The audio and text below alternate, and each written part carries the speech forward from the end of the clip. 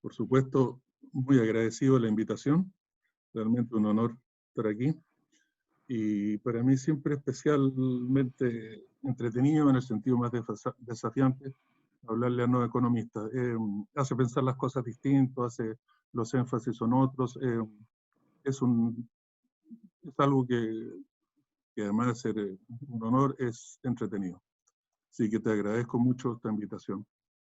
Mira, el tema hoy día es tratar de entender la economía chilena hoy día, y en especial lo que era justo antes de la pandemia. ¿Cuál era, o antes del estallido social, mejor dicho, también porque ahí empezó un poco un desajuste que no sabemos mucho dónde va. Pero es tratar de entender dónde estábamos cuando nos pegaron estas dos crisis. Y eso en una perspectiva histórica. Ver cómo del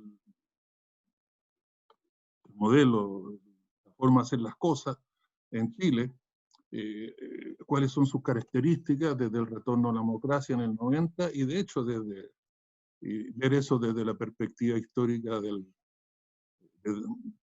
desde la posguerra. Esa parte histórica yo creo que es esencial y que realmente no es común en los análisis económicos, y creo que nos da una riqueza en el análisis que de otra forma no se puede llegar. Partiendo, lo que voy a hacer es un share screen, un compartir pantalla, y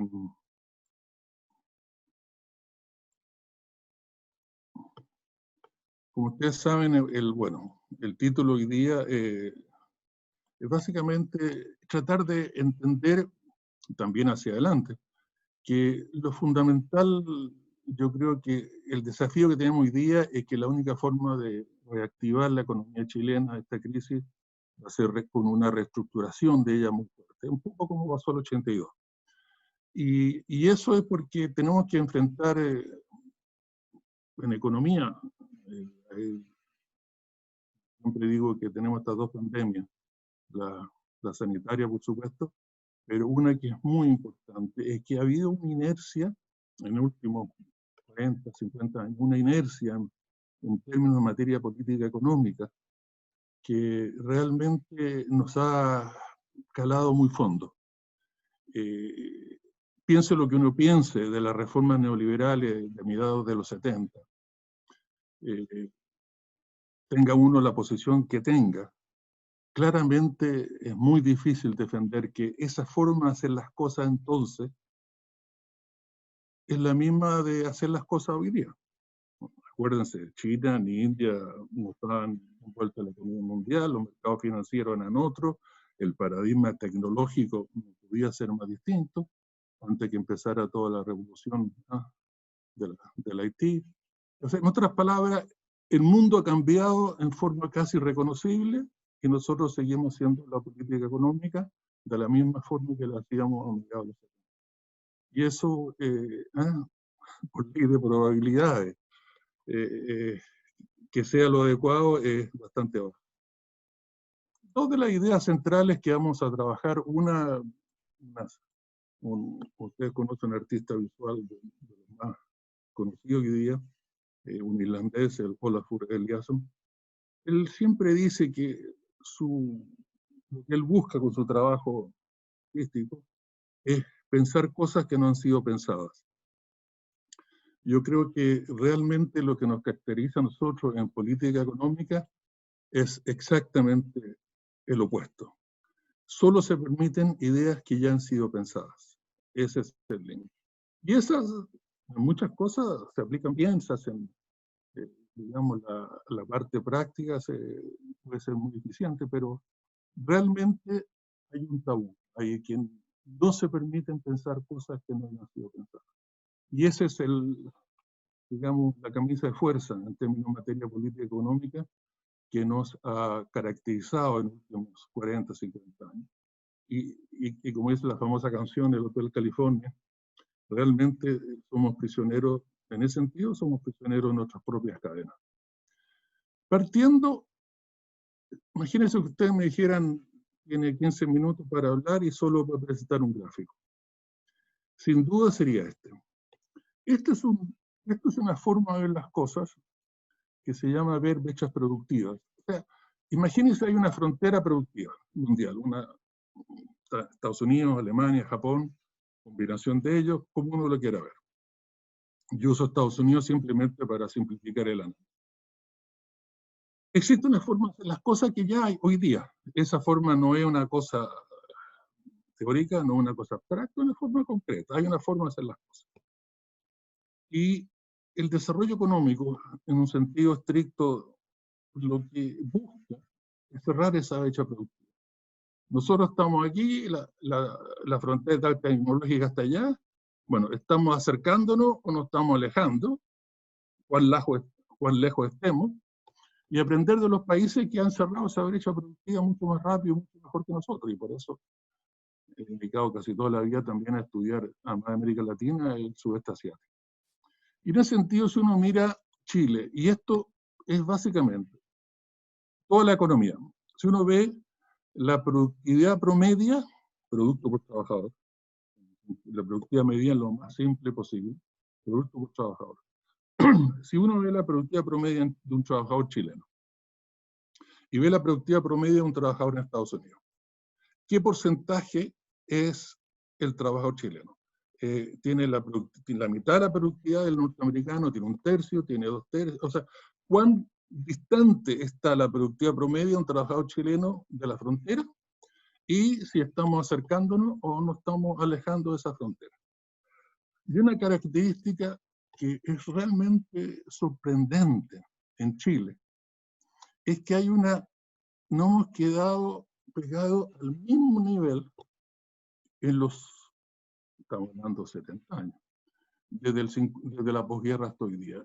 La productividad promedio hoy día en Chile, de un trabajador promedio, respecto al norteamericano, que sería el 100, es igual que la que había a mediados de los 50. Y eso es algo muy notable, y lo único positivo se puede decir de eso es que el resto de América Latina está peor. Hoy día no hay ni un otro país de América Latina que su productividad promedio hoy día sea la que tenía en el año 80, ante la crisis famosa del 82. Todo el resto de América Latina no ha logrado recuperar lo que perdió con la crisis del 82 en cuanto a esa distancia de la frontera productiva. Recuerden que esto es productividad laboral como porcentaje de Estados Unidos, no es per cápita, es productividad laboral. ¿Cuánto produce un trabajador chileno como proporción del que produce el norteamericano? Y en ese sentido, lo que aquí vemos son algunas cosas que son obvias, que son las características más típicas de nuestra economía chilena.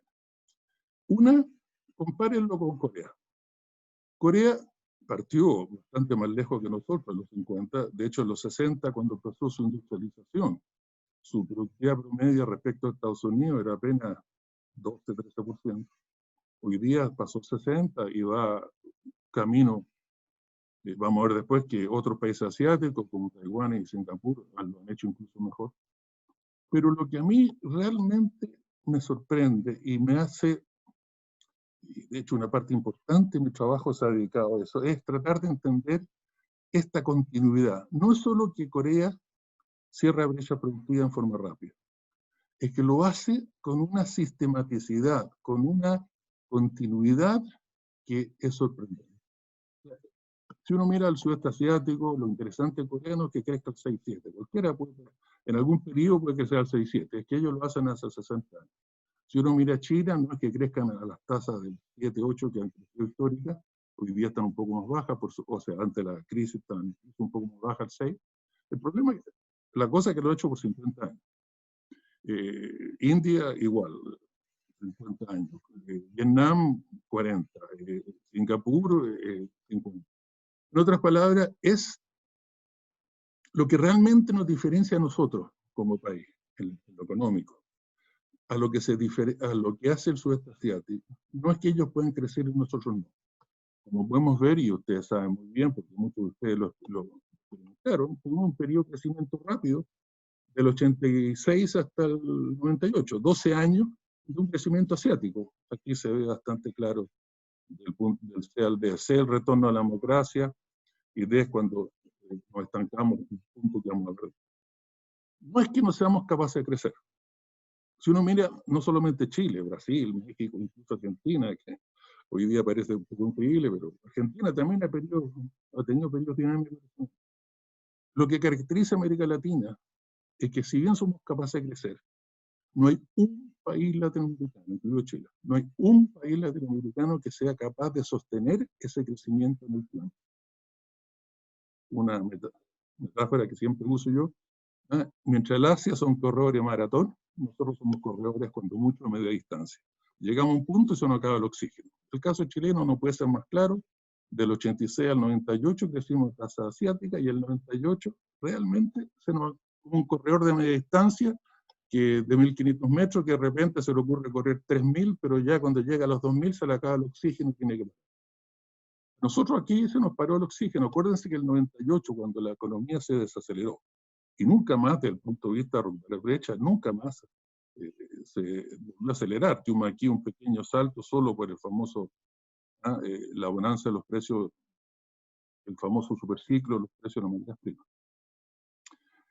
Ahí lo que pasó fue extraordinario, porque el 98, 99 no hubo crisis política, no hubo crisis económica, siguió gobernando antes y después la misma coalición política, no hubo no hay nada que echarle la culpa, no hay estallidos sociales, no hay pandemia, no hay crisis política, realmente se nos acabó el modelo de desarrollo que estábamos siguiendo, llegó, tomó techo, literalmente aquí tomó techo. Y hemos seguido después de eso en forma relativamente, desde este punto de vista, en forma estable. Entonces, como les digo, la cosa es que somos perfectamente capaces de crecer y hemos tenido periodos en el cual hemos crecido, como digo, 86, 92, pero no somos capaces de sostener ese crecimiento en el tiempo. Esa es el gran desafío intelectual que tenemos aquellos que trabajamos en economía, tratar de entender por qué. Entonces, lo que caracteriza a nosotros respecto al caso Corea, como ejemplo sudeste asiático, es que a nosotros tenemos como un techo de vidrio. Cada vez que llegamos al techo de vidrio, no somos capaces de romperlo y nos quedamos ahí o volvemos para atrás. Mientras Corea y los países asiáticos son los únicos capaces de romper el techo de vidrio y seguir cerrando. Nosotros, el segundo punto, somos como tontos para los ciclos. O sea, no hay ciclo en la economía internacional que no nos metamos. Porque aquí claramente lo que hace Corea es que tiene mucho más capacidad de manejar ciclos. No es que Corea no tenga crisis financiera. Acuérdense, en el 97, la crisis financiera del Asia fue muy fuerte, casi tan fuerte como la del 82 en América Latina, no tanto como en Chile, que fue la peor, pero en el resto de América Latina. Bueno, mira, ahí hay que mirarlo con lupa, el impacto de la crisis financiera. 2 años después, Corea está de vuelta al 6% de crecimiento. No es que ellos no tengan crisis, no es que ellos no tengan que lidiar con los mismos mercados financieros internacionales que se han vuelto absolutamente un casino que realmente tiene un efecto negativo con la economía real muy fuerte. Vamos a discutir esas cosas en un minuto. No es que ellos no tengan que ver con la inestabilidad de los precios de las materias primas, porque si bien no exportan materias primas, son altos importadores de materias primas, por lo tanto la inestabilidad de los precios de las materias primas a ellos les pega por la importación, como nos pega por la exportación. En otras palabras, no es que ellos estén en Marte y nosotros en la Tierra, sino los dos estamos aquí en la misma globalización, la misma financiarización, estamos en el mismo contexto, pero ellos manejan ciclos, nosotros no. Un gran tema, o sea, si a alguien se le ocurre que un tipo de cambio flexible, como el que sigue el Banco Central desde el 2001, 2002, es una política adecuada desde el punto de vista de la brecha y de crear un mínimo de crecimiento estable, es difícil, porque lo que hace el tipo de cambio flexible aumenta los ciclos, los multiplica. Mire, le ha pasado el dólar de 600, llegó a 880, ahora está de vuelta a 780. Imagínese que usted es un inversor y que tiene que hacer una inversión y que su inversión es rentable si el dólar está a 7.50, pero si está a 6.50, no. Entonces claramente no puede hacerla porque la incertidumbre, lo que crean los ciclos y la inestabilidad del tipo de cambio es incertidumbre. Y como decía Keynes, hay suficiente incertidumbre en el resto del mundo como para de gratis crear más incertidumbre desde el punto de vista de la política económica. Para Keynes, uno de los temas centrales de su posición macroeconómica era que la macroeconomía, la política económica, tenía que tener como objetivo central el reducir la incertidumbre hasta donde ella pueda ser reducida. Por supuesto, nos cae una pandemia, la política no es culpa de la política monetaria, o sea, obviamente el mundo real es suficientemente incierto, como más encima de gratis meterle incertidumbre adicional. Eso es de un punto de vista keynesiano, que es obvio, digamos, mis raíces, por eso he trabajado un tiempo en economía, es que el rol de la política económica es reducir incertidumbre, no es crear de gratis más incertidumbre. Y eso tiene mucho que ver con los ciclos, a diferencia del sudeste asiático, etc. Pero eso es un poco la pregunta central. ¿A qué se debe esto de que no hemos sido capaces de romper el estado de vidrio? ¿A qué se debe esto que cada vez que la economía toma vuelo, llega un minuto, más temprano que tarde, llegamos a un punto en el cual se nos acaba el oxígeno y volvemos a lo que estamos? Ahora, eso, como les decía, ciertamente es mejor que el resto de América Latina. Miren el lado izquierdo del gráfico. Es lo mismo en la cerrada de brecha del resto de América Latina. Miren Brasil, México y Argentina. Ninguno de ellos está donde estaba en los 80. Argentina, por supuesto. Si ustedes me dicen, por ejemplo, Brasil, todo el mundo sabe la crisis que hay económica. Si alguien me dice, ¿qué harías tú en Brasil? ¿Qué sugiere? Yo más o menos ahí tengo, digamos, alguna idea y estoy bastante metido en el debate brasilero, entre otras cosas por razones familiares, 40 años casado con una carioca. Y de la economía brasilera, si alguien me pregunta, yo más o menos tengo ahí una historia, una narrativa. Pero si alguien me dice qué harías tú en Argentina, realmente es como una madeja de lana que uno no encuentra dónde comienza el hilo. O sea, es realmente una situación mucho más compleja, pero dejemos a un lado. Pero comparemos América Latina. O sea, primero, claramente Chile está mejor que estos tres y que el resto, porque de ellos ninguno está donde estaba los 80. Nosotros por lo menos hemos recuperado, y si bien no hemos podido salir de ahí, recuperamos relativamente el 98, estamos de vuelta al 80. Ahora, acuérdense que la frontera productiva se va moviendo. O sea, no es que el 98 estamos en términos absolutos donde estábamos en el 80, sino en términos relativos. Nuestra distancia, una frontera que se iba alejando, era la misma que teníamos en el 80, lo que no es el caso para ningún otro país de América Latina. Ahora, eso es importante, pero ser el mejor de equipo segunda división por supuesto, es mejor que ser un equipo en la mitad de la tabla de la segunda división, pero el punto que en este mundo de economía no es como el fútbol, no es que el campeón suba de categoría automáticamente. Aquí el campeón el año siguiente vuelve a jugar en la misma división. Y miren los países asiáticos. Esto es solo para mostrar que las cosas pueden hacerse distintas. En este mundo, con todas las mismas características se pueden hacer. Miren Singapur, como el año cuando se independizó, el 65, tenía una distancia relativa a la frontera igual a la que tenía Chile en su momento. Idéntico, 40%. En 20 años, Singapur ya estaba en el 100. En 20 años había cerrado la frontera productiva, había llegado a la frontera productiva. Hoy día, de hecho, está su productividad por trabajadores más alta que Estados Unidos. Ahora, y si uno mira a Singapur, tiene elementos que son muy interesantes y relevantes para nosotros, porque lo que financió todo el primer salto, todo el primer ciclo de cerrada brecha, fueron recursos naturales, las rentas de los recursos naturales. Singapur, la única razón que existe, la única razón por la que lo crió la East Asia Company dentro del Imperio Británico, fue porque tiene un puerto natural fantástico, en áreas donde los puertos naturales son muy escasos, donde hay muchos tifones, además con climas complicados, tienen un puerto naturalmente bastante hondo y realmente resguardado de la inclemencia del tiempo, un gran recurso natural, digamos, como el Canal de Panamá. Bueno, lo que hizo Singapur, por supuesto, no fue ni privatizar el puerto cuando se indemnizó, no fue ni subcontratarlo, no, el Estado lo tomó. Y las rentas que generaba ese puerto fueron las que financiaron todo el gran desarrollo inicial, el gran incremento de la inversión, la mejora de la educación, de la salud, la infraestructura, etcétera, en Singapur. Y hasta hoy día sigue, bueno, hoy día En algunas estadísticas el puerto más grande del mundo, en otras el segundo, después Shanghái, pero es una joya. Y así, y también usó las rentas de la tierra, el 80% de la edificación que se hace en Singapur es pública, el Estado el que la hace y arrienda la propiedad desde el punto de vista social. No estoy diciendo que hay que copiar mecánicamente esas cosas, pero es la lógica. O sea, Singapur políticamente ha tenido el mismo partido en el gobierno que nació como un país del 65 hasta hoy día. Y un país que en Chile, en muchas políticas, si uno lo trae a Chile, está a la derecha de la UDI.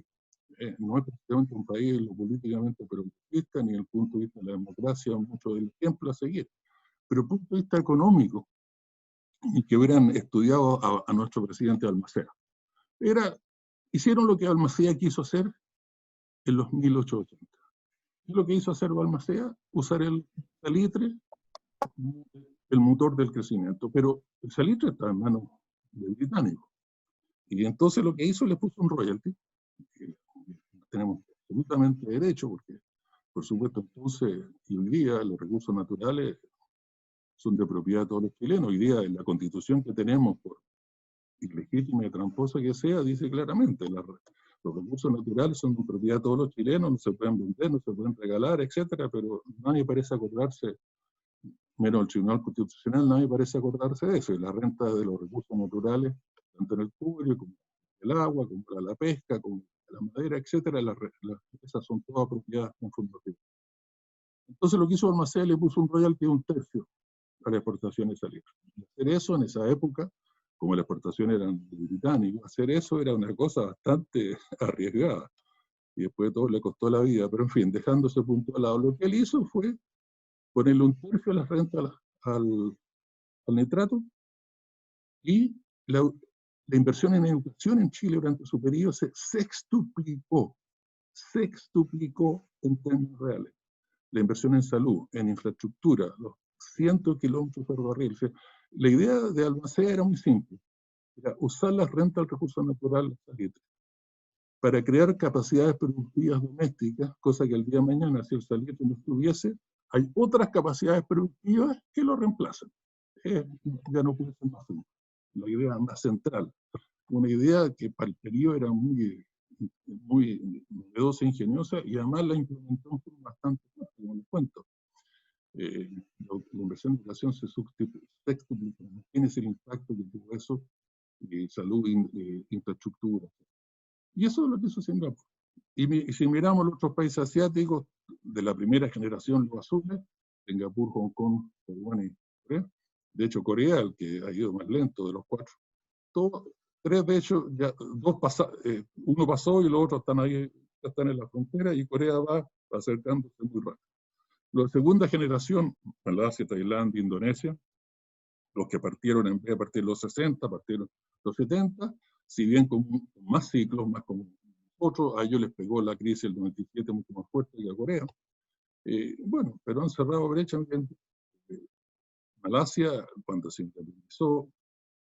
independizó junto con Singapur y después se separaron, cuando se independizó de Inglaterra, hasta hoy día ha tenido una cerrada brecha bastante sorprendente. Y hoy día, bueno, China e India van también. Entonces, las cosas se pueden hacer distintas. Y el punto es que hay que aprender de ello. Pero una cosa que siempre me sorprende en Chile es que cuando hay que buscar ejemplos, Nueva Zelanda, Australia, Finlandia, países que hay, por supuesto, mucho que aprender, pero hay una cosa muy sorprendente, cómo se ignoran las experiencias asiáticas que son las más relevantes, porque partieron como nosotros, a muchos de ellos, como Malasia, Tailandia, están hoy día como nosotros, en términos de ingreso por habitante, en fin, mientras más rojecitos, más de ojos azules, como parece que uno diría, tiene más que aprender. Entonces, Nueva Zelanda, Australia, Finlandia, Dinamarca, eso son un modelo. Y como les digo, o sea, no tengo ningún problema con eso. Hay mucho que admirar en esos países, pero también hay mucho que aprender en materia política económica en el sudeste asiático, y eso se ignora. Es como si no existiera. Literalmente como si no existiera. De hecho, en una conferencia que el otro día Y cuando estaba hablando de eso, un político bien conocido chileno, que quiero no dar el nombre, dijo, sí, pero es que Corea está tan lejos. Yo le dije, habíamos sido compañeros en el Verbo Divino, así que le dije, oye, parece que en tu curso nos enseñaban geografía cuando estaba en el colegio. Mira la distancia de Chile y Corea con la de Chile, Australia o Finlandia, no son tan distintos. O sea, eso de estar lejos parece que es algo más bien relativo que absoluto. En fin, el punto es que si miramos entonces ahora lo mismo en Chile, pero de una perspectiva distinta, la perspectiva del crecimiento del PIB. Una cosa desde la posguerra hasta hoy, una cosa sorprendente que el modelo anterior, el sustitutivo en prestaciones, el 50-70, el promedio de crecimiento del PIB fue exactamente igual, idéntico al que tenía este modelo desde el golpe hasta el día. 4.2 y 4.2. Es sorprendente la similitud. Por lo tanto, pareciera que aquello que explica el crecimiento va más allá que política económica. Hay otras cosas que son más perennes, más estables. Hay otras cosas de base que parecieran que cambian poco y que nos permiten tener tasas de crecimiento que si bien son, digamos, especialmente para el contexto latino, no son para nada despreciables, hay algo ahí más de estabilidad, hay algo más profundo de forma de hacer las cosas, que si la economía está abierta o cerrada, parece que esas cosas más profundas son las que manejan más que el cambio político. Y la gran diferencia de los dos periodos es que en el periodo anterior, en el sustitutivo, lo que, digamos, el motor de crecimiento era el crecimiento de la productividad, mucho más alto que el del empleo, mientras el modelo actual es el crecimiento del empleo, más que el de la productividad. En el periodo antiguo teníamos que la productividad crecía en cifras redondas al doble que el empleo. Hoy día el empleo que crece al doble de la productividad. Y además había una tendencia a una estabilidad de la productividad. El crecimiento de la productividad chilena del 98 hasta hoy día, o hasta el 19, era un tercio, un cuarto de lo que había sido en el ciclo anterior. O sea, una desaceleración del crecimiento de la productividad muy fuerte. Mientras el crecimiento del empleo continuó completamente estable, y eso lo vamos a ver en detalle más tarde. Pero el punto bastante importante aquí y que hay que enfatizar es que uno mira este modelo, que tiene dos características muy importantes, por eso lo llamo LED, que es un modelo extractivo, o sea, nuestras exportaciones son completamente extractivas, fuera del vino, y eso es una excepción menos, digamos, importante incluso de la que se piensa, porque por ejemplo, el vino chileno que se exporta, el vino entre comillas, el vino de mesa, que es bastante bueno, pero es un vino de mesa, es un vino, digamos, un commodity. Los vinos más elaborados son pocos. Pero si uno mira donde mira el sector exportador, ya sea en el cobre, ya sea en la madera, el cobre, lo básico concentrado, la astilla de madera, o sea, en la madera, en la astilla de madera, en digamos, los salmones, el típico del salmón de 3 kilos, con 1.400 veces más antibiótico que el equivalente en Noruega. De alguna forma, todo lo que se exporta en Chile hoy día, o el 90% de lo que se exporta en Chile, se exporta al nivel mínimo de elaboración que tiene que tener para ser exportado. Es físicamente imposible hacer un paso anterior. No se puede exportar cobre en roca, hay que chancar la roca, sacar el polvo, tirarlo a una piscina, echarle químicos para estabilizar la flotación, sacar la nata, ponerla al sol y sale el concentrado que tiene solo un 30-35% de contenido de cobre, más algunos metales preciosos, etcétera, pero físicamente no se puede exportar menos procesado que concentrado. O sea, y eso, la madera no se exportará el tronco, se exporta la astilla de madera. En ese sentido, es un modelo que es 100% extractivo. El tejado de vidrio, ahí está que todo se llega al punto en el cual ya es físicamente posible exportarlo. De ahí para adelante, todo lo que sea elaboración se olvida, se deja. No hay una mina de cobre, ni de propiedad extranjera, ni de nacionales, que haga nada más que el concentrado o el equivalente al concentrado si es de otro tipo de madera. Y en la madera igual, o sea, si se hace pulpa, es pulpa tercera, va a ser el papel de diario, o un poquito más, pero ahí se queda. Y en fin, todo o sea, ese es un modelo que es 100% extractivo. Y una de las hipótesis es que eso nos dio mucho oxígeno, mucha fuerza en el periodo grande de crecimiento, 86 al 98, pero como queda aquí muy claro, tocó techo. Si miramos las exportaciones como porcentaje del PIB, tenemos claro que desde que empezó este modelo hasta hoy día, había un crecimiento de las exportaciones, un crecimiento del porcentaje del PIB en las exportaciones fantástico, del 10% del PIB llegó hasta el 40%. Y estos dólares contantes, o sea, se saca el efecto puro precio. Esto me viene un bien de cantidad. Pero se llegó ahí por ahí 2000, 2005, que es, y tomamos y vamos para atrás. Y si miramos exportaciones en el eje derecho, dólares, en términos de dólares, también dólares constantes, igual, una tasa de crecimiento larguísima, 8.8, casi 8.8% anual, fantástica, pero de ahí entonces para adelante prácticamente estancado. Y como les digo, aquí no hubo crisis política, no hubo crisis financiera, no hubo estallido social, no hubo pandemia, no hubo nada, no hay nada que echarle la culpa, no hay ninguna cosa exógena que uno le pueda echar la culpa. Esto pasó porque, pucha, desgraciadamente, X o Y. No, esto pasó en forma endógena, esto pasó porque nosotros, en un corredor de distancia, nos atrevimos a correr una distancia más larga y se nos acabó el oxígeno. No se hizo lo que hay que hacer para reactivar, para regenerar, para, como uno en el computador así, aprieta el botón y hace un reboot. O sea, no se hizo la reactualización. Es como si el software fuera el mismo de hace 20 años y no hemos aceptado ninguna de las actualizaciones. Y eso ya no puede ser más claro.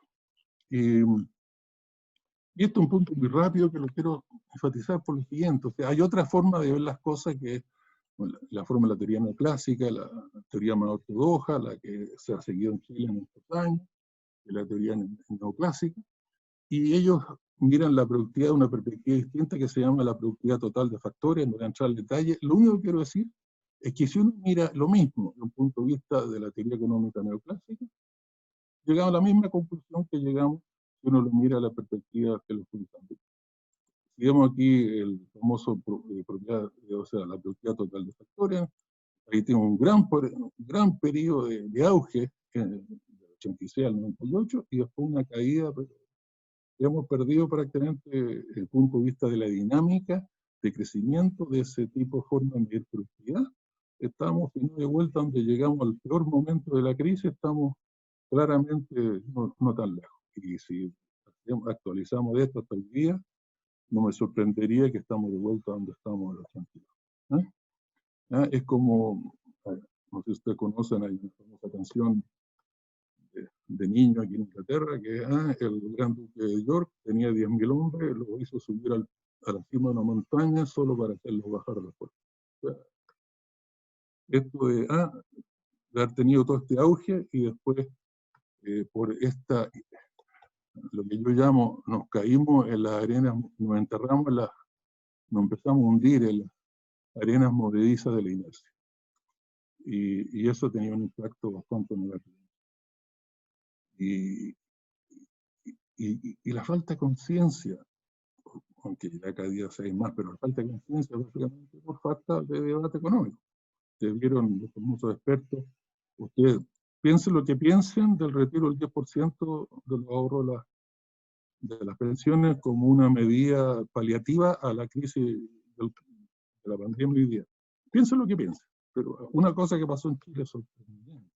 El consenso entre comillas expertos de que eso era una medida más. El 89% de la población quería hacerla, el Parlamento estuvo a favor, pero no. La insistencia de que ese consenso hegemónico de la idea de cómo hacer las cosas que se da una economía no existe en política, no existe en ninguna otra área de Chile hay ese consenso. Y el problema de ese consenso es que se genera mucho en forma artificial, no un consenso que nazca naturalmente, por supuesto. ¿Ah? Darwin nos decía, unas hipótesis centrales, que la diversidad es lo fundamental para la vida, o sea, sin diversidad no hay, la lucha por la subsistencia sería bastante diferente. Es la diversidad lo que nos falta en Chile, desde el punto de vista de perspectiva económica, porque esa diversidad es la que genera la competencia, la que ayuda a la competencia, esa diversidad es y hay una camisa de fuerza que hace que esa diversidad realmente no se... Y este gráfico es realmente importante. ¿Qué es lo que nos dice? Esto nos muestra un poco toda la parte más fina de lo que hemos estado. Esto igual de lo que teníamos antes, el gráfico 1, la brecha productiva en Estados Unidos, excepto que ahora es por sector productivo.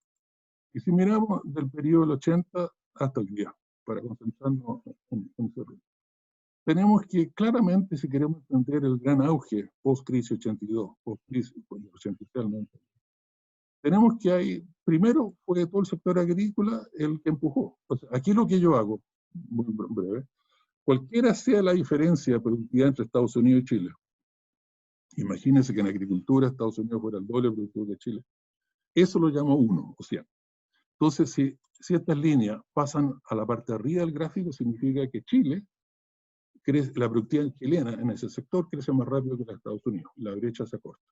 Y si uno está abajo, quiere decir que nos vamos para atrás. Y tenemos claramente que el motor de crecimiento del de la crisis de la recuperación de la crisis del 82 para él, sin duda es la agricultura. Además, acuérdense que agricultura es agricultura forestal, ganado, fruta y verdura, pero también la piscicultura, etc. Toda esa área fue el gran motor del crecimiento de la productividad en Chile. Pero llegamos a un punto y ahí no quedamos. Y después, la suerte que tuvimos, y por eso que el periodo de crecimiento fue de 12 años, y no fue más corto, como es un poco la norma en América Latina, es porque por completa casualidad, en el minuto que se estabilizó, digamos, vino la minería. La minería entró más tarde que la agricultura. Y vino el gran auge minero. Pero tenemos que... Oye, alguien tiene el micrófono abierto y hay un poco de interferencia. Por favor, chequenlo para que la grabación y la gente que está escuchando puedan escuchar lo que estoy diciendo. Ahora, ¿a qué se debe esos dos platos? O sea, ¿a qué se debe que tomamos techo y ahí nos quedamos? Y tomamos techo y ahí nos quedamos.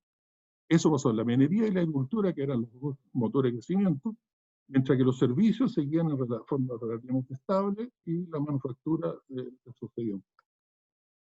Lo que pasó fue que este era el minuto donde la agricultura había que, tanto que nos gustó Nueva Zelanda, ese era el minuto donde había que empezar a desarrollar el agricultura.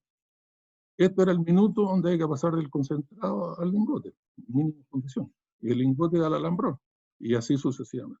O sea, este era el minuto donde el modelo extractivo en ese sector ya topó techo. ¿Por qué? Porque en ese minuto llegó a tener productividades muy parecidas a las internacionales. Y por lo tanto, el periodo de cerrar brechas se acabó y ya se hacía cosas de la misma forma como se hacía, misma efectividad en otras partes. Y de ahí para adelante, para seguir avanzando en lo extractivo, había que, por supuesto, empezar a mejorar tecnología, las inversiones, la investigación y desarrollo, etcétera. Como ustedes saben, Chile es una de las vergüenzas nacionales. Pero no se hizo, pero lo que había, la alternativa obvia, si uno mira lo que hizo los países nórdicos, si uno mira lo que hizo Australia, Nueva Zelanda, si uno mira lo que hizo Malasia en su sector de materias primas, o sea, es obvio, cuando se toma techo los objetivos, el paso siguiente es empezar a industrializar nuestro sector exportador, nuestro sector agrícola, etc. Y las razones que no se hizo, vamos a ver en un minuto, hay muchas, pero el punto no se hizo. Y eso es la historia de América Latina. O sea, Brasil exporta 2/3 del hierro que se comercia en el mundo, pero apenas un 2% del acero que se mueve. Y India puede ser hoy día de los países más altamente productivos en la industria del acero, o la mitad del acero de Europa de partida. y Brasil no. O sea, no es que Brasil no haya tenido el nivel de, no haya tenido las habilidades, los conocimientos, el capital humano, no, simplemente porque para pasar, o sea, el mercado puede ser bueno para asignar recursos en un sentido estático. O sea, cuando uno topa techo en este tipo de, cuando ya la agricultura, la minería topa techo, en ese minuto hay que pegar el empujón. Eso es el gran ejemplo, la gran lección de la ciencia. Hay que reactualizar el modelo, pero para dar el paso, alguien tiene que dar el empujón, alguien tiene que coordinar la inversión, alguien que tiene el Estado. Un Estado no solamente, no necesariamente se meta en lo productivo, o sea, en Corea no se metió en lo productivo, en Taiwán sí. O sea, una cosa interesante del Asia es que las cosas se hacen muy diferentes en distintos países asiáticos, no hay una, digamos, no hay una regla, pero de la forma que se haga, se hace bien. Hay una cita famosa que la tengo en mi trabajo, que creo que Adrián se lo distribuyó, que el gobernador del Banco Central coreano, una vez que le preguntaron en una conferencia, que por casualidad yo estaba ahí, alguien le preguntó al Fondo Monetario así en forma bien despectiva, y le dijo, bueno, pero ¿cuáles son sus ventajas comparativas? O sea, no entiendo. Y la respuesta del gobernador del Banco Central coreano fue muy simple. Nuestra ventaja comparativa de hacer lo que se nos da la gana, pero hacerlo bien. Esa es nuestra ventaja comparativa. Imagínense si un día de mañana fuésemos capaces de decir eso, que Chile en ventaja comparativa, hacer lo que se nos da la gana, pero hacerlo bien. El punto es que, además, para hacer lo que se nos da la gana en Corea significaba una cosa bastante ambiciosa. Partieron donde partieron, digamos, en el gráfico 1, y hoy día está en la frontera productiva en una serie de. Hoy día, por ejemplo, Samsung se está metiendo en toda la cosa del fármaco en forma muy, muy fuerte. Microelectrónica, auto, etc. En otras palabras, la gran lección del Asia es que no hay reglas sagradas, no hay forma así única de hacer las cosas. Pero el punto es que de la forma que uno quiere hacerlo, lo que hay que hacer no es, digamos, el secreto más difícil de conocer. Hay que ir a industrializar el agro, quiere industrializar la minería. Pero eso es parece que una tendencia, como les decía, aquellas cosas que nos explican por qué sí y por qué no, lo que pasa en Chile, no es tan distinto a lo que por qué sí, por qué no, lo pasa antes, con políticas muy distintas. Miren el periodo sustitutivo en importación, del 50 hasta el 72, 73. Ahí la cerrada brecha productiva fuerte era manufactura.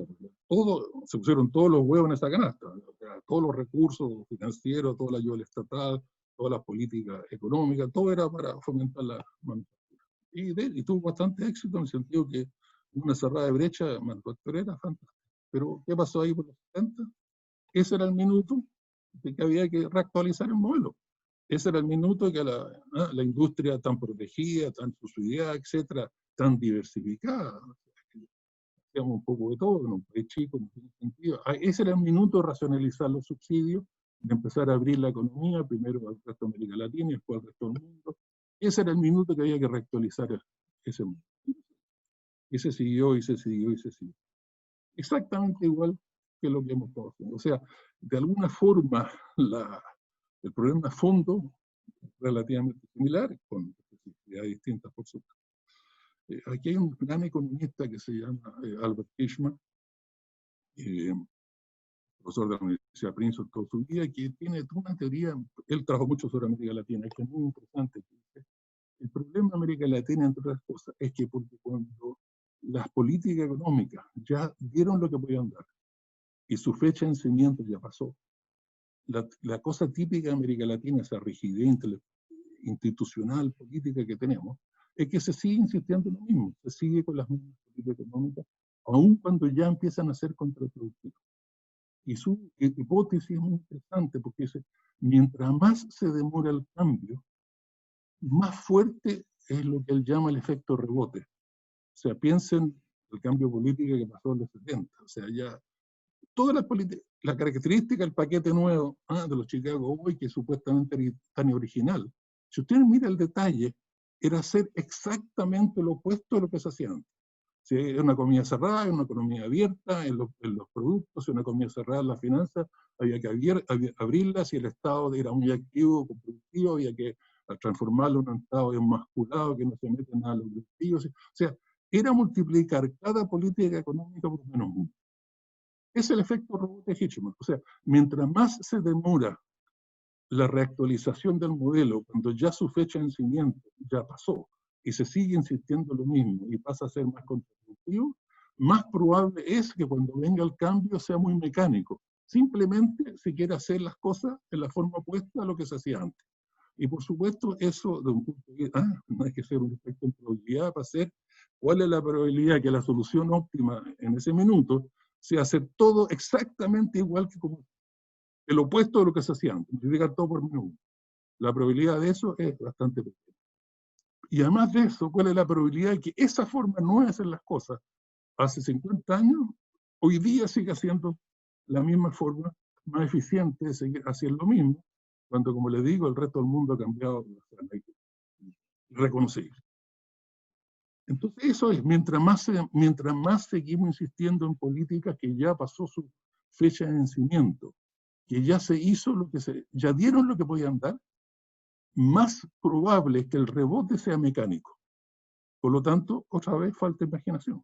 Y eso es una cosa que es, porque es seguir pegado en el pasado. O sea, hoy día hacer las cosas exactamente lo opuesto como hacía antes, es seguirse pegado en el pasado. Es que, ¿qué hacemos ahora? Mirar para atrás, hacíamos así, hagamos lo opuesto. Es un poco digamos, la regla fundamental. Esa falta de imaginación. O sea, si uno mira el sudeste asiático, el pragmatismo ideológico de un punto político económico. Es que en Singapur, un país de políticamente extrema derecha, pueden perfectamente darse cuenta que lo mejor que hacer con el puerto era hacerlo público y eficiente, y su renta fuera lo fundamental para financiar el desarrollo de la educación, de la salud, la infraestructura, industria de alta tecnología, etcétera, lo que quería hacer. O sea, ese pragmatismo, aquí la gente.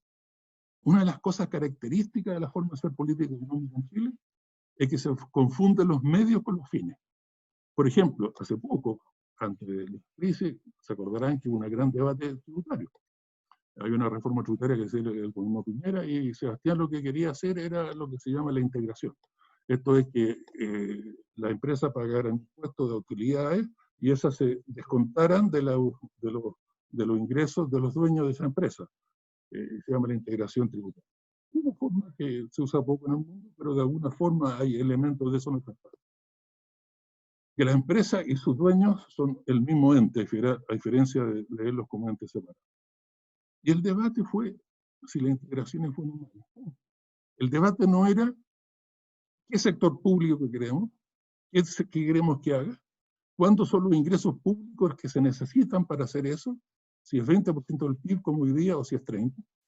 Y, o sea, ¿cuál es el nivel de ingreso público que necesitamos para hacer las cosas que queremos, necesitamos que haga el sector público?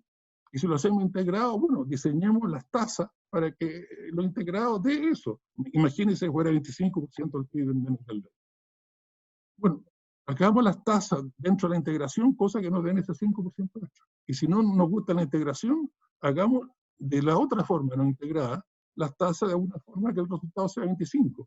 Ese no era el debate. No encontré uno de mis amigos economistas que discutieran, que estaban metidos en este debate a fondo, que discutieran, no, necesitamos llegar al 25 y la integración, si quiere llegar al 25, hay que hacerla así, y la no integración, si quiere llegar al 25, no. Es esa confusión entre medio y fines. Aquí lo fundamental de la gente que quería la integración era integración por integración. Eso era su meta, aquí, en vez de ser el medio, era el fin. Y eso generalizado. Y esa confusión de medio y fines es lo que más caracteriza a la economía, por llamarla, creo como es, la economía neoliberal. Apertura comercial no es un mecanismo para desarrollar exportaciones, financiar nuestras importaciones, no. Eso es algo que pasa a ser como sagrado, pasa a ser tiene un sentido ontológico propio. Igual la apertura financiera, pasa a ser algo ontológico, no una cosa, un medio para un fin. En fin. Y eso tiene mucho que ver con nuestra incapacidad de reactualizarnos, nuestra incapacidad de seguir hacia adelante. Y eso fue, digamos, ahora de la misma forma que era antes. Y volviendo a Corea, acuérdense el gráfico 1, Corea cerraba brechas productivas como si fuera, tuviera como se decían antes los viejos, como fuera había a chorro, mientras nosotros teníamos ese tejado de vidrio donde nos quedamos. Bueno, miremos ahora, en lugar de mirar la productividad promedio de un trabajador chileno respecto a un coreano, miremos lo mismo, que cerrar brecha productiva, pero ahora no con Estados Unidos, sino con Corea. Y hacemos lo mismo, el año 80, haya habido lo que haya habido de diferencia de niveles productivos entre el sector agrícola, servicios, con el que sea, esa diferencia la llamo 1 o 100. Entonces, si subimos a la parte de arriba del gráfico, es que la productividad en Chile crece más rápido, y si nos quedamos de abajo, la productividad en Chile se atrasa, se queda atrás de Corea. Y acuérdense que en el año 80, la productividad promedia de trabajadores en Chile era idéntica a la coreana. O sea, de alguna forma, a partir del 80, como promedio de economía, partimos, esto como una carrera de maratón, que partimos del mismo punto. Bueno, ¿y qué pasó? Bueno, por supuesto, la crisis del 82, del 80 nos pegó muy fuerte. El sudeste asiático también tuvo crisis financiera en el 82, pero la manejaron de forma distinta, y por tanto no, todos los sectores se retrasaron en Chile respecto a Corea en ese sentido. Pero la agricultura, recordemos el gran desarrollo agrícola, la productividad agrícola del 86 adelante, cerró brechas productivas con Corea, e incluso llegó a estar más alto que estaba el 80.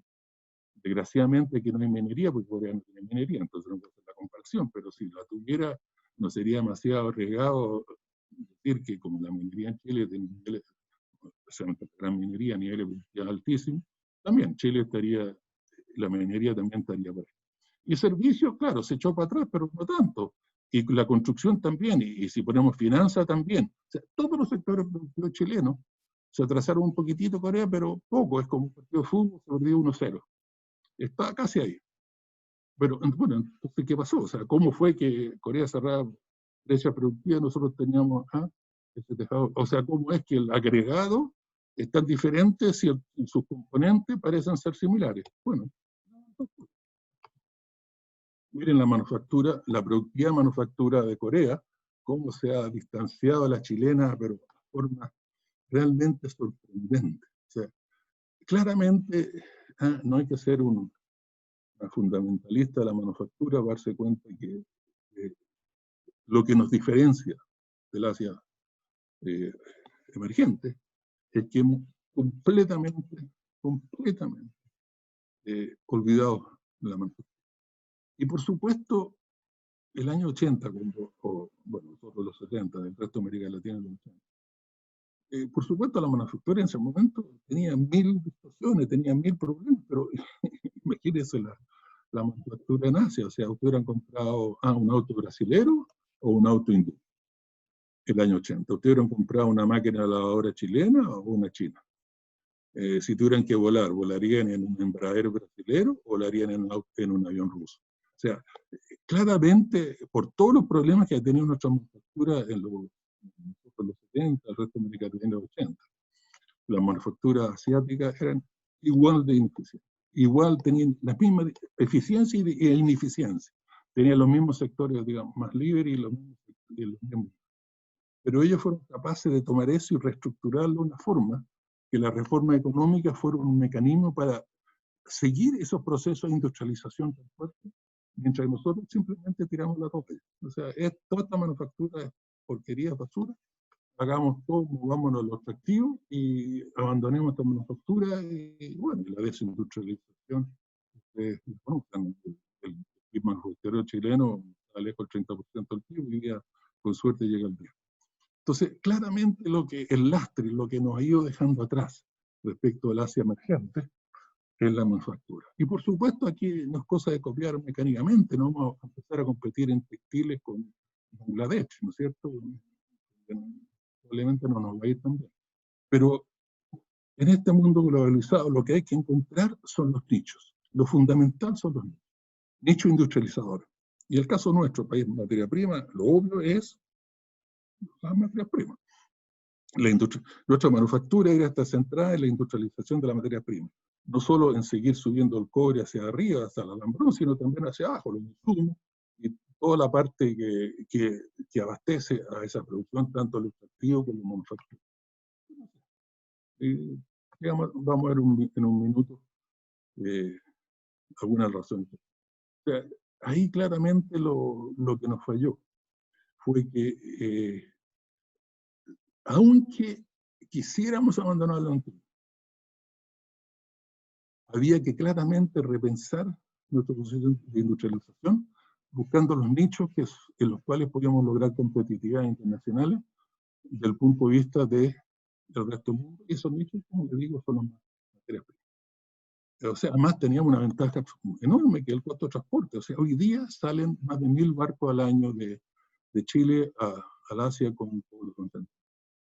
Pero como el cobre concentrado tiene apenas 30%, un tercio de contenido de cobre, esos más de unos 700 salen con basura, con escoria. Y solo 300, o el equivalente a 300, salen con cobre y los otros metales que se encuentran, el selenio, el oro, el plata, etc. Imagínense la irracionalidad de eso. O sea, no hay que ser alguien del medio ambiente fundamentalista para hacer que la polución, como ustedes saben, uno de los grandes contribuyentes a la polución mundial es el transporte mayor.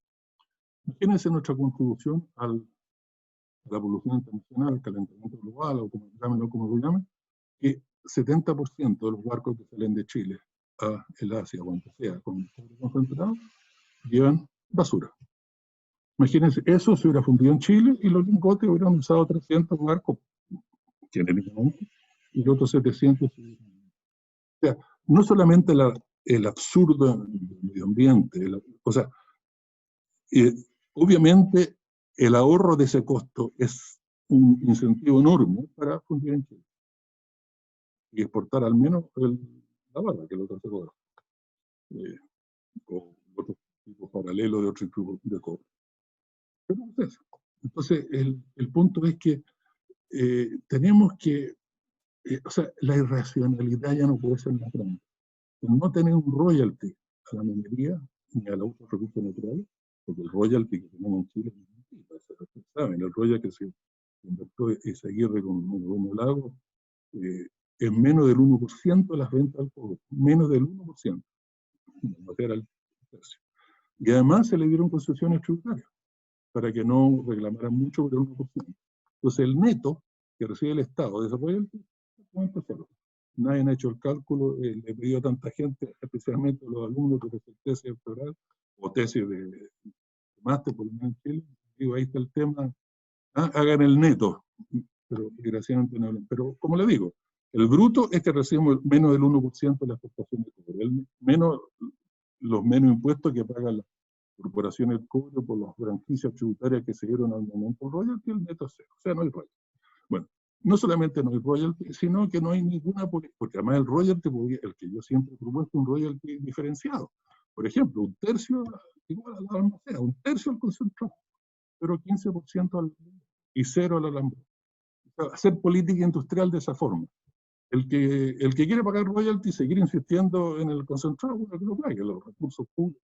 La renta de los recursos naturales hoy día, si tuviéramos un royalty de verdad en la minería, solo la minería, el agua, la pesca y todo, solo la minería, los recursos extra que recibiría el Estado son suficientes para cubrir todo el gasto público de la pandemia. Todos los subsidios, todos los programas, todo el gasto público extra que tenía esta pandemia son menores a lo que dejamos recibir por no tener un royalty mínimo similar al que tiene prácticamente todo el mundo. La BHP Billiton paga royalty en Australia, pero no paga en Chile, o sea, es su casa matriz. Como le digo, el que paga en Chile es solamente pretender que hay royalty, o sea, porque el gobierno recibe 3 pesos por el bolsillo izquierdo, pero salen otros 3 pesos en el bolsillo derecho por las concesiones tributarias, depreciación acelerada, qué sé yo, que se le dieron las mineras para que no reclamaran. Entonces lo que tenemos es que eso sería una forma obvia de cómo empujar, hacer un royalty diferencial. Pues igual en la madera, tanto a la astilla madera y uno mucho menor al MDF, y así sucesivamente. Y así se hace royalty con política industrial. Esa sería una forma, porque una cosa que es muy clara en el Asia, pero también en los países nórdicos, es que los pasos siguientes que se dan dando en la industrialización, etcétera, etcétera, esos pasos necesitan alguien que empuje, alguien que lleve las cosas adelante. No pasan solo por asignación de recursos al mercado. El mercado, como le decía, es bueno para hacer las cosas como se dan ahora, pero es muy malo, tiene antojeras de mediano y largo plazo. No genera incentivos a esos cambios importantes que son los que necesitamos.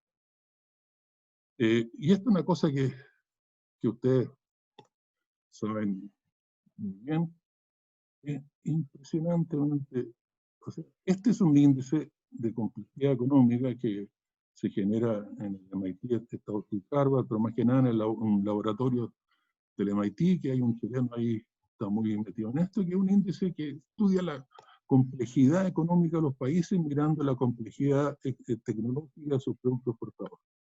Esta línea negra sería la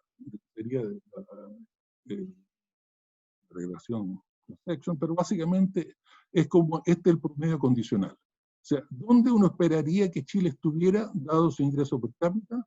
Aquí está el logaritmo, para facilitar la presentación. Y mire la instancia que tiene Chile, donde está, de donde debería estar, dado la forma, incluso que hacen, porque esta regresión es simplemente el promedio del resto de los países, el promedio condicional. Los países con un ingreso per cápita parecido al chileno, en promedio, están ahí y nosotros estamos acá. O sea, hay pocos países en el mundo, casi ninguno, que tenga una instancia tan grande entre la forma en que hace las cosas desde el punto de vista tecnológico, por favor, y donde uno esperaría que estuviese, dado ese ingreso por ahí.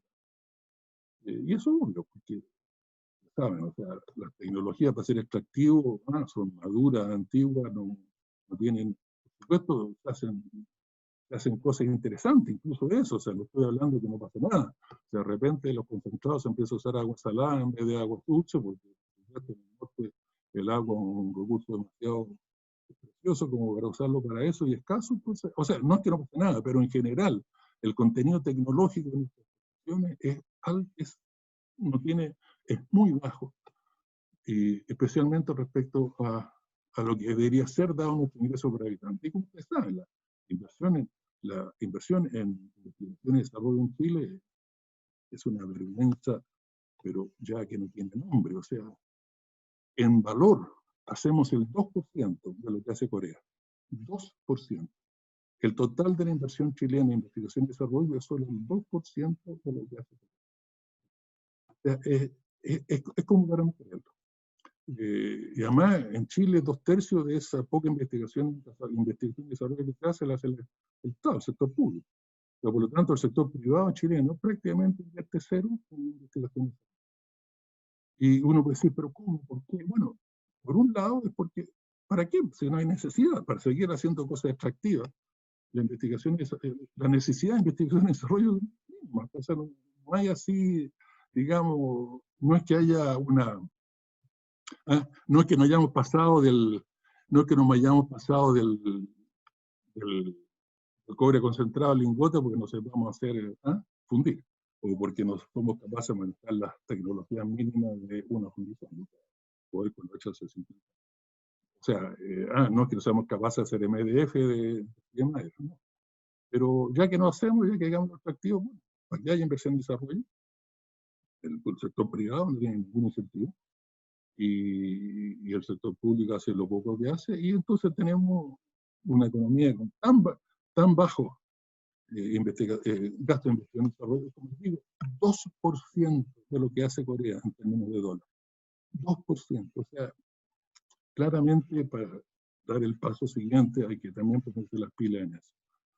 No es algo demasiado sorprendente. Y después, bueno, aquí tenemos una de las cosas que a mí me gusta más pensar, es que, bueno, sabemos que no damos el paso por razones medias obvias. O sea, en Chile, si usted mira lo que ha pasado, ¿qué hizo el capital chileno metido en la gran industria del cobre? También era, bueno, el concentrado chileno, cuando tocó techo y le tocaba industrializarlo, bueno, mejor irnos al país del lado, hacerlo. Hizo inversiones en países vecinos y ahora en Estados Unidos va a seguir haciendo hizo las madereras que hacían astilla de madera, en el minuto que ya tocaron techo, que ya no podían extender más su producción, etcétera, tocaron techo, entonces ahí les era el minuto para el MDF, y además pasar de astilla de madera a MDF es algo, 3.000, 4.000 millones de dólares, que corporaciones chilenas claramente pueden hacer, poco, pero tampoco es algo. Pero entonces fue hacer astilla de madera argentina. Y los que hacían pulpa, segunda, tercera, cuando llegó el minuto, tenían que hacer las pilas y empezar a pasar a la pulpa más importante, al papel, meterse a la país nórdico en eso. Se fue a hacer la misma pulpa, hoy día producen más pulpa en Brasil, ya sea que lo que se produce en Chile. Y así sucesivamente. O sea, toda esa inversión extranjera chilena es básicamente cómo hacer lo mismo que se estaba haciendo aquí en los extractivos o en los servicios básicos chilenos, hacer lo mismo en lugar de ahí tener ahí hacer el esfuerzo industrializador y seguir hacia arriba en la cadena de valor, se puede hacer lo mismo allá. Y lo peor de eso, por supuesto, como saben, es que toda esa inversión extranjera chilena se hizo con deuda que se adquirió en Chile. Las corporaciones chilenas se endeudaron desde Chile para hacer inversión en Argentina, porque la empresa en Argentina no tiene acceso a un peso del mercado internacional. Entonces nos quedamos nosotros con las deudas, con los pasivos, mientras los activos aparecían en la otra parte del mundo. Un dato que en Chile se maneja poco es que, de acuerdo al Banco Internacional, Bank of International Settlement, es que el banco central de los bancos centrales del mundo, según las cifras de ellos, que no las discute nadie, el país emergente cuya deuda privada corporativa como porcentaje del PIB, el más alto del mundo es Chile. No hay otro país emergente en el mundo, ni China, ni Turquía, ninguno. No hay ni un otro país del mundo que tenga una deuda corporativa tan alta como porcentaje del PIB. Ahora, si la contrapartida de eso fuera inversión en Chile, yo no tenía ningún problema. Si la contrapartida de eso es industrializar el sector exportador en Chile, bueno, vamos para allá. Pero si la alternativa es que hacer lo mismo, como sustituto a hacer eso, se hizo lo mismo en el país del lado. Entonces ahora cuando vienen las crisis, y olvídense la que se viene, la cosa financiera, vamos a tener que el Estado chileno empezar a, bueno, ya está, lo único que quiere es comprar bonos privados en Chile, y se está moviendo para allá, reforma constitucional y todo. ¿Por qué? Porque hay que empezar a sacarle esa deuda a las corporaciones chilenas, porque claramente son deuda en dólares, antes se servían a 600, ahora se llegaron a 880, hoy día está a 780, o sea, mucho más caro hacer el servicio de deuda, además deuda corta, por lo tanto, el renovarla, cada día, cuando se renueva esa deuda, los financieros internacionales saben el problema que tenemos, empieza a subir la tasa de interés, etc. ¿Y todo eso para qué? Por inversión que hizo el país del lado. Si por lo menos fuera inversión que se hizo en Chile, y cuando eso pasaba, algo de debate entre nosotros los economistas, y la respuesta del presidente del Banco Central de entonces, que no es el de ahora, era el problema. Lógica corporativa, ¿no? O sea, esa cosa que el Estado no debe meterse en la lógica corporativa, no debe ver los efectos, impactos sociales, las externalidades de esas decisiones corporativas en el resto de la economía, y especialmente si hay alguna crisis que se viene adelante. Se dejó, y de hecho, con el tipo de cambio tan sobrevaluado que teníamos en Chile en ese periodo, 5, 6 años, 10 años atrás, estaba absolutamente sobrevaluado, era un subsidio para que las empresas corporativas hicieran inversiones extranjeras, porque era muy barato pasarse por allá. Entonces, el punto de este gráfico es tratar de entender por qué porque son tan reacios las corporaciones, tanto chilenas como extranjeras, a industrializar nuestro sector exportador. Esa es la pregunta del momento. Ahora, y la respuesta es compleja, como todos estos temas en economía, sobredeterminada, en fin, complicado. Y parte de la respuesta es la política industrial de los países asiáticos. O sea, China le dice a la Billington, oiga, ¿usted quiere hacer otras cosas en China? Bueno, me fundo el cobre chileno aquí, pues no me la voy a fundir en Chile. China, increíble, o sea, en eso, o sea, el único país del mundo que compra nueces chilenas y que exige que la nuez venga en cáscara es China. Todo el resto del mundo compra nueces chilenas que fueron ya por lo menos un chileno rompió la cáscara y exportó la nuez. ¿No? China cuando compra soya argentina, les pide el poroto, ni siquiera los deja que el poroto chancado. Y cuando compra petróleo en Centroamérica, en Venezuela, por ejemplo, exige que el petróleo sea no refinado. Y el petróleo venezolano es un petróleo muy pesado, y por lo tanto requiere refinerías especiales, no son, digamos, las refinerías. Y China no tenía refinerías para ese petróleo y prefirió que en lugar que se refinara en Venezuela, prefirió hizo que se refinara. Imagínense el efecto de eso en transporte marítimo, etcétera, que ya vimos. En fin, o sea, pero lo básico, incluso desde el punto de vista de la teoría clásica, lo más ortodoxo de economía, lo clásico es emparejemos la cancha, por usar el cliché. Entonces, si el incentivo que tiene la HP Billington para fundir en China, si no lo hace, el costo es tanto, bueno, pongámosle aquí un royalty, por lo menos equivalente, no lo que yo propongo, pero por lo menos equivalente para compensar ese incentivo artificial de hacer las cosas allá y no acá. Cosa que la HP Billington tuviera al menos en el margen, que le haría lo mismo si estuviera aquí en Chile, por lo tanto, miraría cosas más específicas que le conviene, donde le conviene hacer. En lugar de hacerlo hoy día allá, simplemente por subsidio, y acuérdense además que la política industrial asiática no solamente al subsidio, o sea, no son solo zanahorias, usan muy bien los látigos. En fin, entonces, pero ¿qué otra cosa más objetiva habría para explicar eso? Y eso yo creo que este gráfico nos muestra muy claramente. Mira la inversión por trabajador. Es el tema, digamos, del punto de vista de crecimiento esencial. En Chile hemos tenido una inversión por trabajador que creció bastante en los periodos dinámicos, que está más o menos en $7.000. Y es más grande que México, que Brasil, Argentina, o sea, la más alta América Latina. Otra vez, igual el campeón en segunda división. Ahora, claro, no, el resto de la región es increíble. La inversión por trabajador por medio de América Latina hoy día es igual a la que había el año 80. Hoy día se invierte en América Latina en promedio por trabajador lo mismo que se hacía el año 80, pero es que 40 años atrás, o sea, en ese periodo, Corea multiplicó por 5, el resto de Asia multiplicó por más, China por más de 20. Nosotros, como promedio, para Chile por lo menos son un poquito, pero estamos en 7. Y mira dónde está Corea, dónde está Singapur. Pero ¿qué pasa en los países que se han puesto las pilas en la parte de industrializar, especialmente minería y forestal, que son los dos áreas chilenas? Miren Australia. Australia hoy día tiene una inversión por trabajador más alta que Singapur y más alta que Corea. Es más alta incluso que los países que tienen exportaciones de alta tecnología en microelectrónica. O sea, la característica de la industrialización en materias primas es muy específica y no hay que olvidarla. Tiene dos problemas muy grandes. Uno, que es muy altamente intensiva en capital. Y segundo, que el producto que resulta es otro commodity, por así decirlo.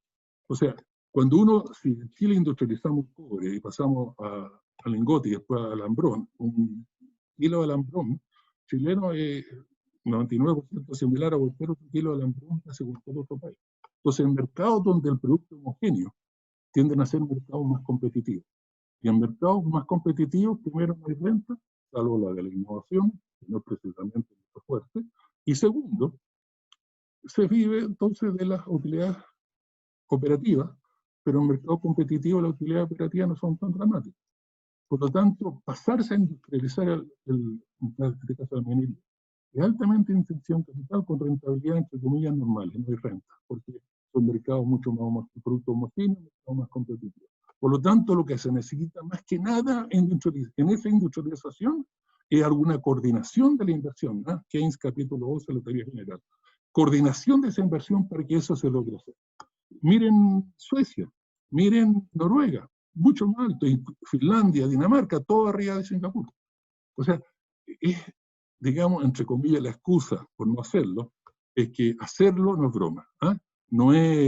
Hay que dar saltos que son importantes, como les contaba, MDF, 3.000, 4.000 millones de dólares, no se hace por 100 millones de dólares, porque va a ser un actor competitivo, hay que tener masas críticas productivas, pero, o sea, si ya somos el país con mayor deuda corporativa del mundo, esa misma deuda hubiera sobrado para haber hecho esto, en lugar de hacer lo mismo en el país del lado, pero ahí lo que falló fue la política pública. países asiáticos lo fundamental, esa idea, si usted quiere ganar plata, cero problema, pero primero haga algo útil y segundo hágalo en el país.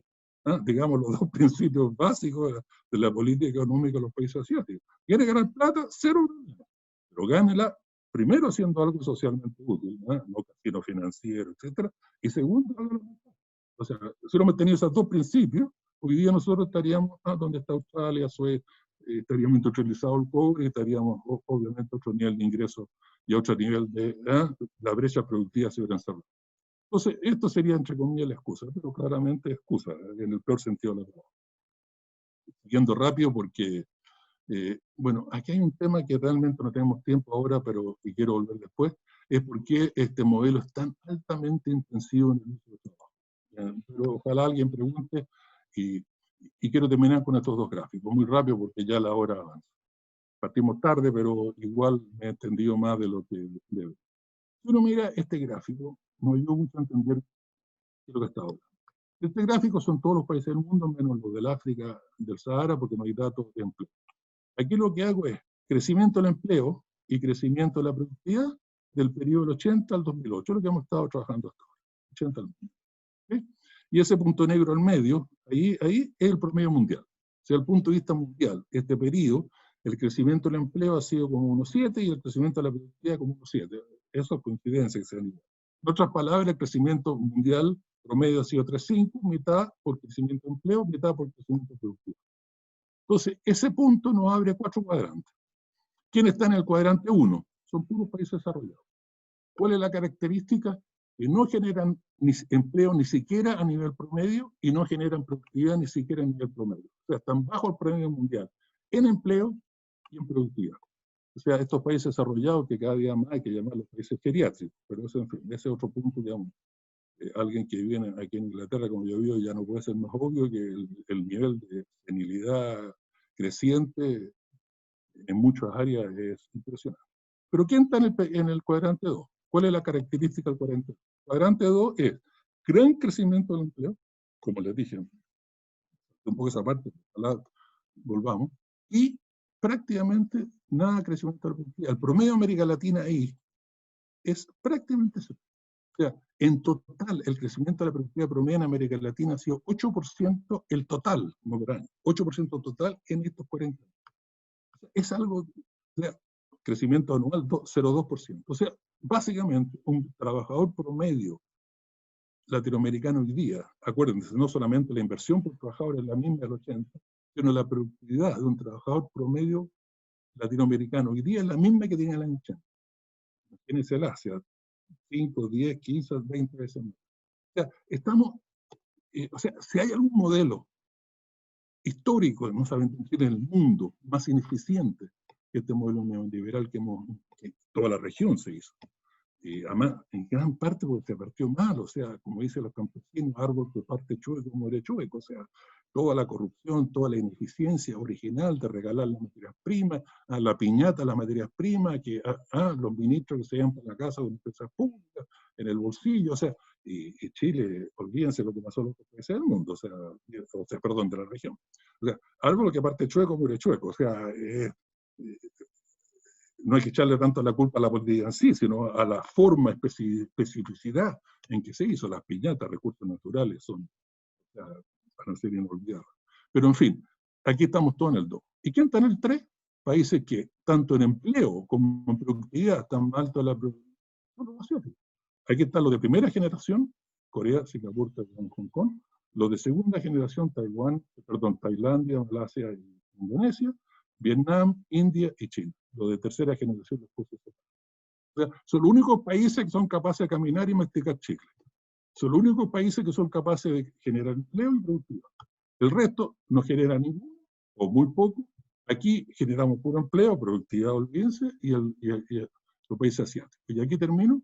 ¿Cuál es la característica chilena? ¿Cuál es, digamos, en qué consiste el hecho que somos mejor que el resto? O sea, o por lo menos nos va mejor que el resto. Lo que no es lo mismo ser mejor. O sea, no sé, no les cuento la versión que existe en el resto de América Latina, estos chilenos que van a predicarle, si quieren hacer algo, copien de nosotros.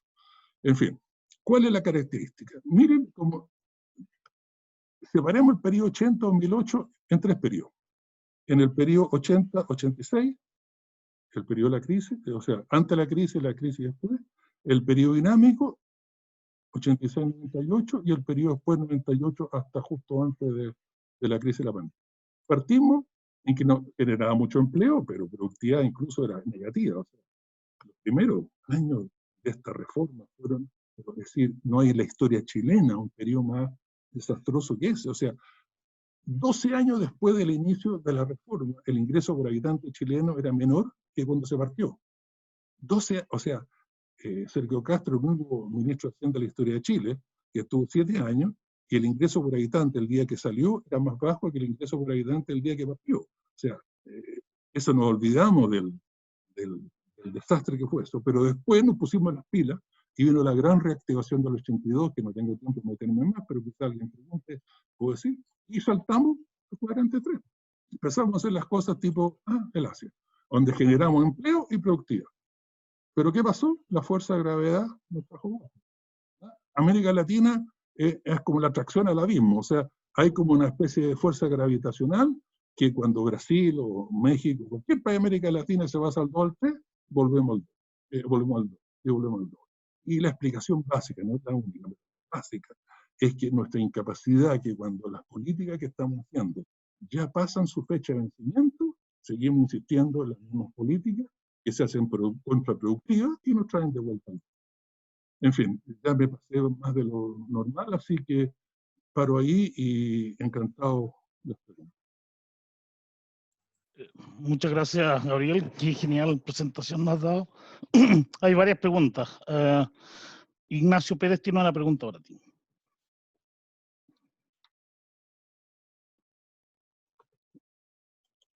Ignacio. Parece que se fue a tomar un café. Sí. Me está haciendo falta uno. Acá. ¿Se escucha, no? Sí. Ya, me disculpa. Junto con saludar. Oye, hay un eco. Perdón, Ignacio, pero hay un eco. Ahí te saliste de. Ahora sí. Ahora sí. Sí, junto con saludar. Me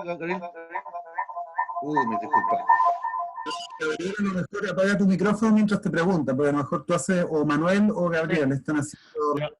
Hay otra pregunta, mientras Camilo Arriaga. Perdona, Ignacio, pero había un eco que no se escuchaba. Profesor Palma, un gusto saludarlo otra vez. Siempre es un privilegio escucharlo. Teniendo presentes las ideas fundamentales de esta presentación, de repente uno cuando estudia Asia del Este o el sudeste asiático, o incluso otros países, y uno integra la variable, por ejemplo, de la seguridad nacional, uno de repente ve o se sorprende de que países muy amenazados por otros países más potentes militarmente logran el desarrollo económico de una forma extraordinaria. Por ejemplo, Singapur tiene enemigos naturales, Corea del Sur, Corea del Norte, Taiwán tiene a la República Popular China, y podríamos incluso incluir a Israel. Países pequeños, países con un extraordinario crecimiento económico que han utilizado las oportunidades, las ventanas de oportunidades del mundo, política industrial, política tecnológica, ciencia y tecnología. Recuerdo esa frase que decía Deng Xiaoping en los 80, de que él esperaba de que todo miembro del Partido Comunista Chino supiese el máximo sobre ciencia y tecnología y que ayudase a todos los esfuerzos para que para que China conquiste la ciencia.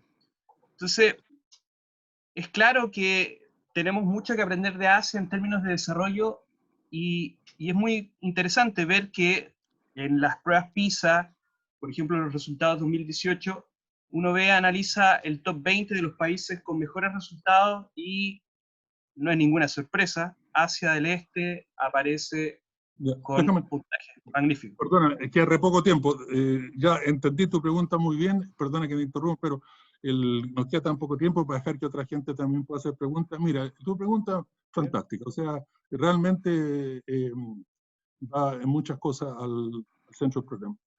Sin duda, muchos países asiáticos tienen un incentivo grande de seguridad nacional, pero mira Chile, o sea, Chile fuimos perfectamente crecer a la velocidad asiática, en empleo y productividad, en lo que quiera. El periodo de eso, que fueron 12 años, no es tan pequeño, del 86 al 98 lo hicimos. O sea, ¿por qué se nos acabó el oxígeno?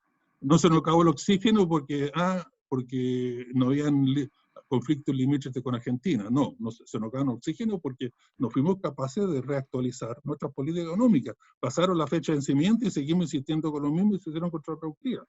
O sea, además que acuerda que una cosa importante el sudeste asiático, y eso es muy interesante, para ellos, como desde un punto de vista nacionalista, no solamente tiene los peligros externos, para ellos la pobreza es un desafío nacional.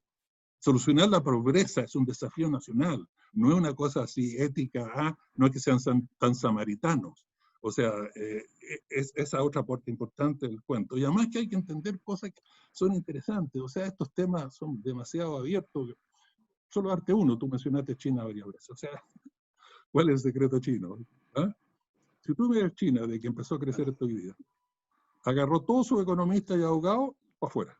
Salieron todo el gobierno. Todos los puestos centrales, todos, desde presidente, ministro de Hacienda, ministro de Ingeniería, todo el comité central, eran todos ingenieros y cientistas naturales. Todos. O sea, aquí yo creo que es una de las... Porque ¿cuál es la diferencia? El economista lo único que hace es encontrar problemas. El ingeniero lo único que hace es hacer las cosas. ¿Ah? Los 3 presidentes que ha tenido China entonces son todos ingenieros hidráulicos, ingenieros civiles, todos ingenieros. Si mira el famoso Standing Committee, son 20, 19 eran ingenieros y cientistas naturales. Si mira las universidades, las carreras que tenían más postulantes, ingeniería. Agarraron todos los economistas y abogados y lo bajaron a segunda línea. Ustedes aquí ayudan a implementar lo que da la línea que viene de arriba. Y esos ingenieros y cientistas naturales que hicieron, se tiraron a hacer las cosas. Y la inversión china subió del 40 a 45, en un minuto casi por el 50%. O sea, mira, hicieron las cosas, ¿te fijas? Ahora, y eso es una forma de hacer las cosas, eso como decía el coreano.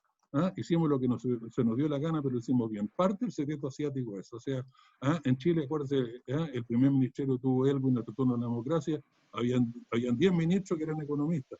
O sea, en Chile existía esa cosa que hay problemas de salud, metamos un economista, hay problemas en educación, metamos un economista, hay un problema en esto. No, pues lo único que hace el economista es encontrar problemas. O sea, lo que hizo China fue meter puros cientistas naturales e ingenieros, hacerse cargo de las cosas, y los economistas y abogados, usted aquí ayudan a implementar. Pero esa cosa de que el incentivo, que sin el incentivo del enemigo externo no se hace, eso es el eterno problema. O sea, esto tiene una profundidad filosófica muy importante. O sea, si uno mira a Jean-Paul Sartre, lo básico, uno es responsable de las opciones que toma. O sea, esto de seguir echando la culpa al empedrado, de que no tenemos enemigos, de que no tenemos esto, no, por favor. O sea, esto es un problema endógeno, esto es nuestro. Nosotros hemos hecho las cosas como lo hemos hecho, porque nos dio ganas de hacerlas de esa forma. Punto. El resto es cosa secundaria.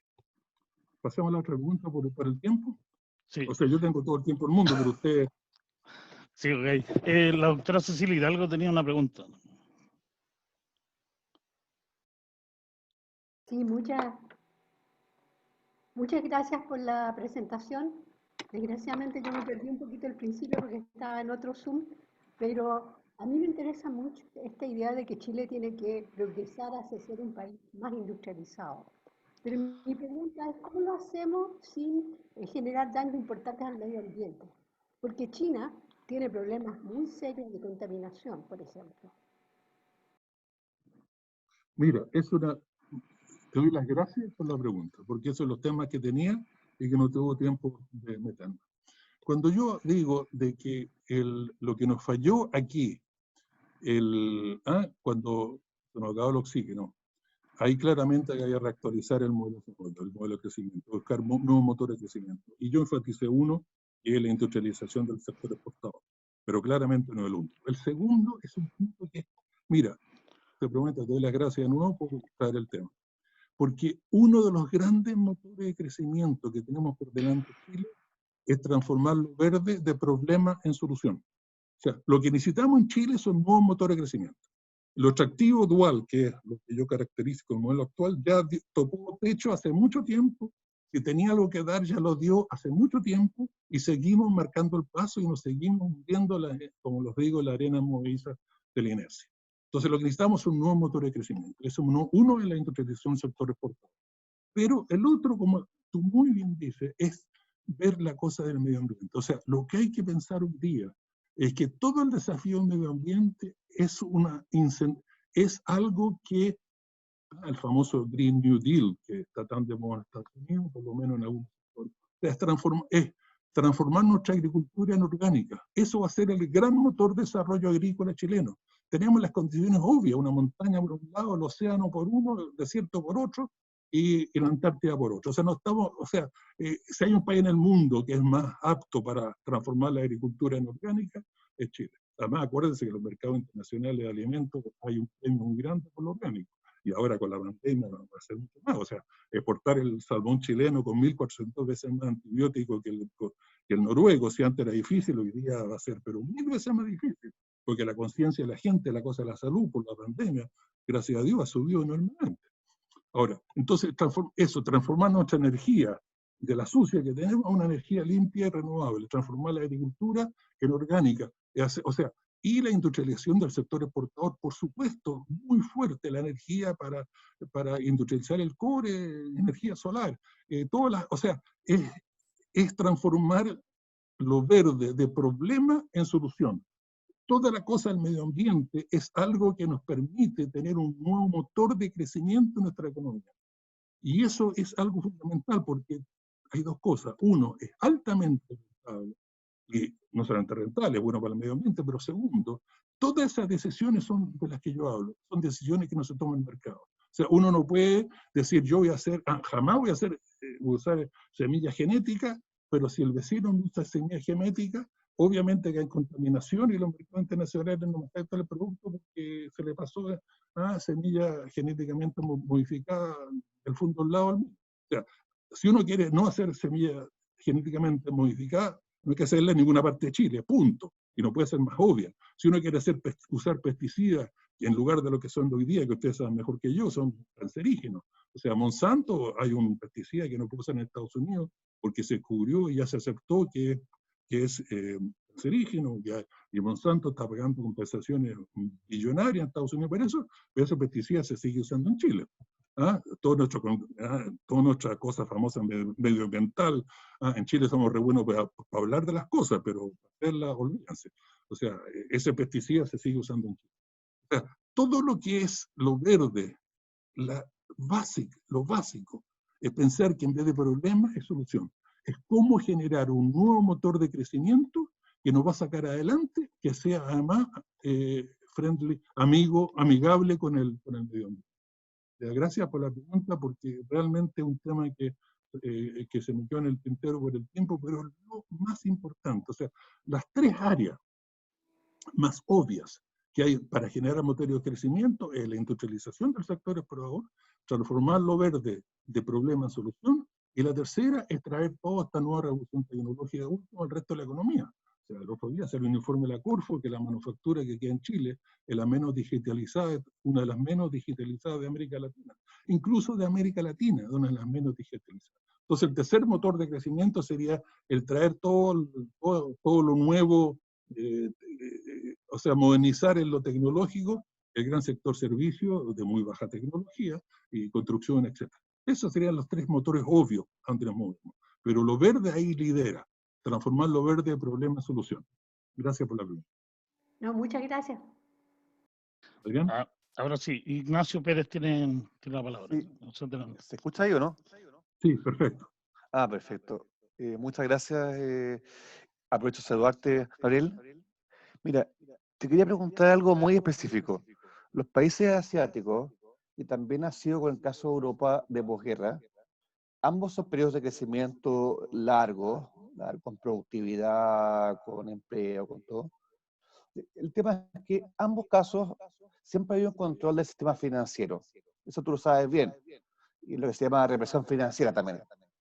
Entonces, lo que hacen en los países asiáticos es que controlan la banca directamente, como en el caso chino, o en el caso que se dio Corea del Sur, o indirectamente a través del tipo de cambio, de las divisas, etcétera, como Japón. ¿Ya? Entonces, en Europa fue lo mismo, Finlandia fue exactamente igual. Entonces, el tema es que, ¿qué herramientas concretas ves tú que debería haber en Chile hoy día sobre el sistema financiero y en específico sobre los fondos de pensiones para convertirlos en un instrumento de financiamiento del desarrollo y no en un instrumento de explotación? Eso es lo que es algo básico. Eso.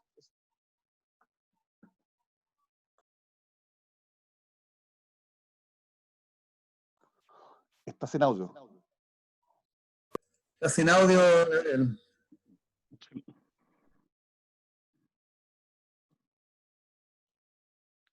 ¿Ahora sí? Sí, ahora sí. Ya, no, para mí todas estas cosas, tecnologías, es medio, todavía soy de la generación que todas estas cosas medio brujería. En fin, volvamos al tema a la pregunta.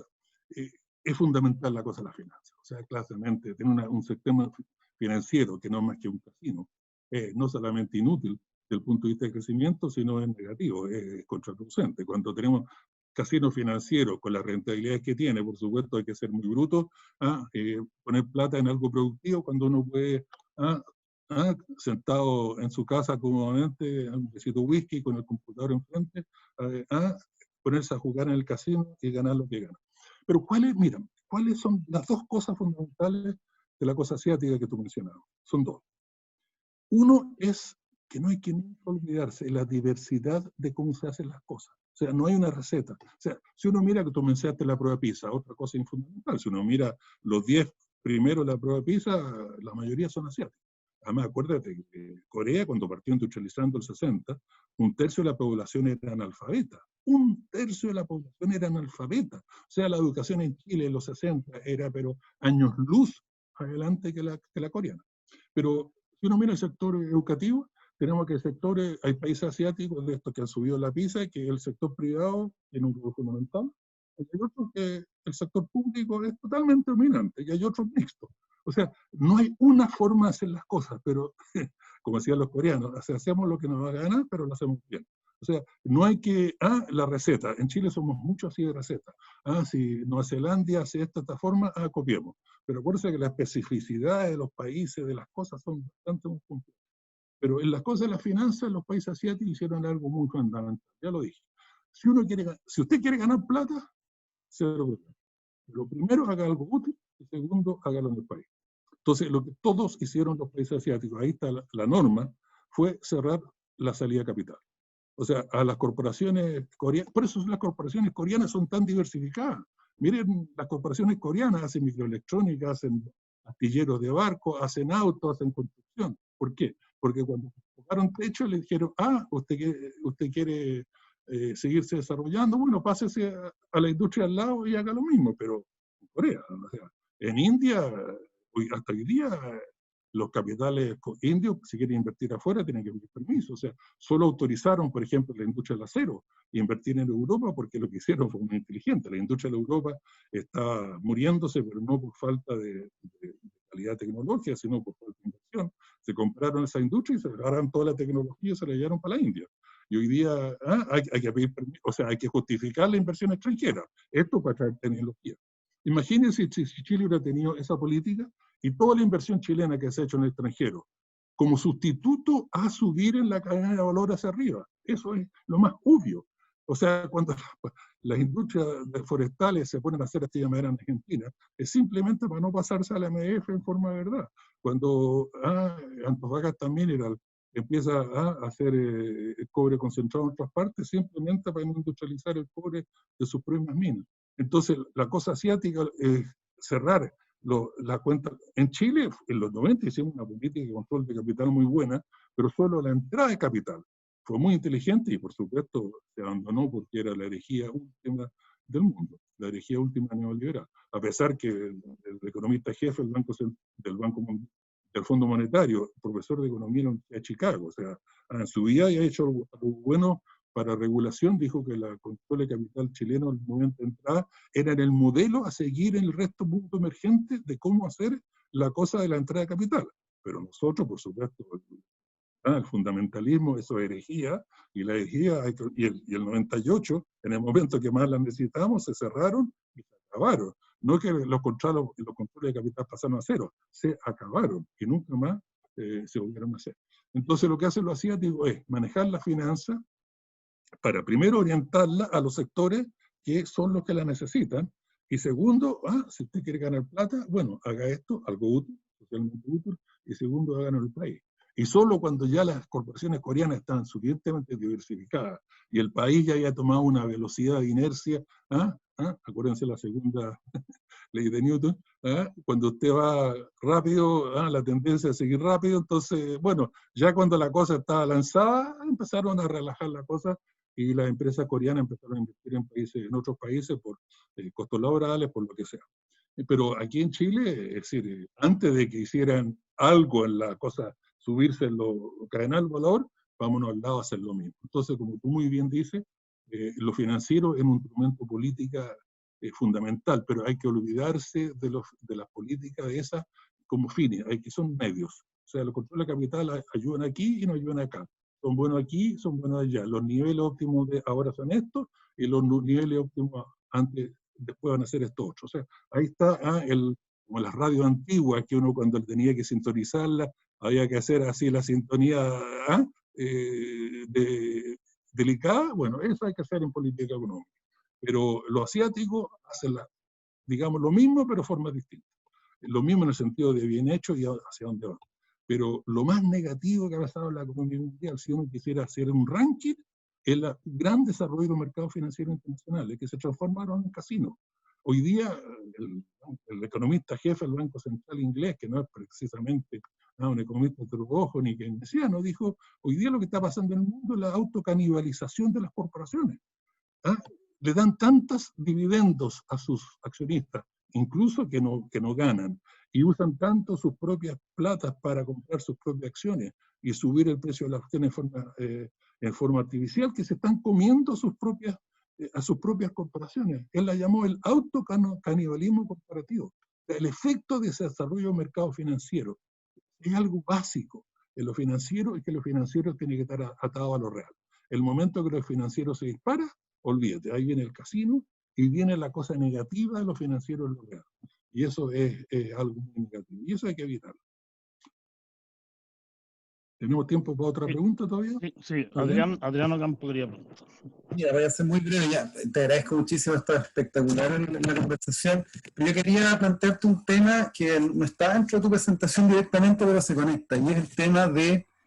Tú en tu presentación en algún minuto hablaste, ¿no es cierto?, de la relación entre la complejidad económica, mencionaste la investigación científica, ¿no es cierto?, y los problemas, cómo eso se vincula, ¿no es cierto?, al desarrollo nacional, en particular el tema de la caída de la manufactura como factor. Nosotros tenemos que necesariamente salir de ahí, y una de las barreras, creo yo, y eso se ha comentado, es precisamente el modelo constitucional que tenemos, que impide, ¿no es cierto?, el rol del Estado como un ente agilizador o promotor o lo que fuere, un líder, digamos, en materia económica. ¿Crees tú, y no sé, cómo ves tú esto, como desafío para lo que se nos viene el plebiscito en octubre, digamos? ¿Tú crees que esa reflexión se está dando? ¿Hay alguien que está haciendo esa discusión respecto de qué cambios hay que instalar en esa nueva constitución para que aquellos cambios que necesitamos implementar en el Estado para que se transforme en un actor están presentes en la discusión? ¿Cómo ves tú eso? Mira, otra pregunta excelente. O sea, digamos, la característica de la presentación hoy día, que hacía tiempo que no tenía una pregunta que fueran tan al callo como usted decía antes. Tú tienes toda la razón, porque lo básico de la Constitución del 82, de 81, perdón, 81, 82, ya no me acuerdo, pero ahí fue entre esos dos, fue crear una camisa de fuerza. Fue crear una camisa de fuerza para forzar a que todas las cosas se tenían que seguir haciendo igual para siempre. Que cualquier cambio iba, bueno, primero en dictadura, por supuesto no pasaba, pero ¿sabes? Cuando se heredó esa constitución nosotros, las Reyes de Amarre, fue básicamente camisas de fuerza. Cosa de que el que quisiera hacer algo distinto necesitaba una mayoría parlamentaria imposible, necesitaba pasar por tribunales constitucionales que son como ya sabemos que son. O sea, en el fondo era hacer el cambio algo casi imposible. Ahora, si uno mira esto, incluso de la teoría neoclásica, incluso de la teoría más tradicional que ha informado al desarrollo chileno de este periodo, es un famoso teorema de Lipset y Lancaster, que no vamos a entrar en detalle por el tiempo además, que dice lo siguiente: lo más fundamental de la política económica es el espacio que uno tiene, la flexibilidad que tiene, el espacio de maniobra que uno tiene para moverse. O sea, si uno parte de los supuestos neoclásicos, sigue la lógica neoclásica, llega el paquete de políticas públicas y política económica que se han implementado en Chile. Pero lo fundamental es que falla un supuesto de lo que se llama de las condiciones paretianas para que eso funcione. Falta uno. Este teorema muestra que no solamente hay que cambiar la política respecto a eso, sino hay que cambiar el paquete entero. O sea, si el día de mañana uno funciona en un mundo ideal, que por supuesto no existe, estamos llenos de distorsiones, pero imagínate que fuera ideal, y el día siguiente se encuentra que China le está dando un subsidio a la BHP Billiton para que funda el cobre concentrado en Chile, no solamente hay que hacer entonces un impuesto, un royalty, lo que como sea, para nivelar la cancha, sino hay que repensar todo el paquete político, lo financiero, el rol del Estado, etc. O sea, no entrar al detalle, pero el teorema neoclásico más fundamental de política económica. Y la conclusión es, por lo tanto, el Estado, desde un punto de vista neoclásico, lo que tiene que tener es espacio de maniobra. Es de moverse un cambio fijo a un flexible, de control de capitales a entrada o de salida, de los fuertes a los medianos, de que el Estado se mete o no se mete, o se mete de esta otra forma, en forma conjunta con el sector privado solo. O sea, lo asiático es eso, no solo pragmatismo ideológico, sino que los Estados han tenido el espacio para moverse, no confunden los medios con los fines, no hacen los medios como algo que ontológicamente son buenos en sí mismos, sino que es a los fines que vamos. Por lo tanto, lo que hay que hacer, lo fundamental de la nueva construcción en lo económico, es generar espacios, que si el gobierno quiere moverse, se puede mover, que no tiene que pedirle permiso a nadie, porque ahora son periodos parlamentarios más presidenciales bien cortos, o sea, hay que darle además la posibilidad para que haga lo que tiene ganas de hacer. Y después, bueno, si lo hizo bien, se reelegirá a alguien, si no, bueno, cambiamos. Pero lo básico es generar espacio. Y lo que hace la Constitución, y a todo esto, y perdona que pase otro tema, por el tiempo, el famoso Tratado del Plan Pacífico, el TPP-11, lo comercial era solo el envoltorio, era para que la gente pique, el anzuelo para que el pescado pique. Lo básico del TPP-11 era generar unas cortes internacionales y unos derechos de las corporaciones que decía lo siguiente: cualquier cambio que haga el gobierno que de alguna forma afecta la rentabilidad de una corporación chilena o extranjera, chilena internacionalizada o extranjera, tiene derecho a compensación. Por ejemplo, si hoy día el gobierno hubiera decidido hacer, como hizo, darle créditos blandos a la gente, el sistema bancario hubiera tenido derecho automático a compensación por la competencia, entre comillas, desleal, porque el gobierno está dando créditos blancos, mientras los bancos tienen que dar crédito a las tasas que dan. O sea, todo lo que se hace, todo lo que se ha hecho ahora en la pandemia, lo poco, hubiera sido imposible hacerlo, o se hubiera hecho, pero habría que pagarle compensación a todo el mundo. Me digo, el caso de los créditos blancos. O sea, lo básico que se ha hecho desde la reforma neoliberal hoy día es ponernos dentro de una camisa de fuerza. Y si esa camisa de fuerza es lo mejor que hubiese sido útil en los 70, ciertamente hoy día es lo más inútil que puede haber. Entonces, en la Constitución, lo básico que tenemos que dar es espacio de maniobra al gobierno para que pueda ajustar, sintonizar, como decía, las distintas políticas de acuerdo a las cosas que pasan. Las políticas en mundo pandemia no son las mismas en un mundo no pandemia. Las políticas en una situación socialmente altamente inestable, el estallido social no es la misma de la otra. En un mundo donde hay un boom del precio de los commodities, como en el superciclo, no es lo mismo cuando estamos en el periodo de las vacas flacas, de las materias primas. Entonces, el espacio de maniobra es lo fundamental que tenemos que ganar en la nueva Constitución. Y terminar con este absurdo de poner candados por todos lados, para seguir haciendo lo mismo, sea bueno o sea malo, sea eficiente o ineficiente, convenga o no convenga, pero a la gente que piensa que todas esas políticas tienen algo ontológico superior, hay que olvidarse de eso, y además, por supuesto, a aquellas personas que les beneficia también, hay que decir lo siento, o sea, aquí lo que necesitamos es espacio de maniobra para irnos ajustando a lo que la realidad nos va pidiendo. Ok, muchas gracias, Gabriel. Yo creo que hemos abusado de tu tiempo. Tú nos diste un rango de tiempo y yo creo que estamos en ese rango de tiempo.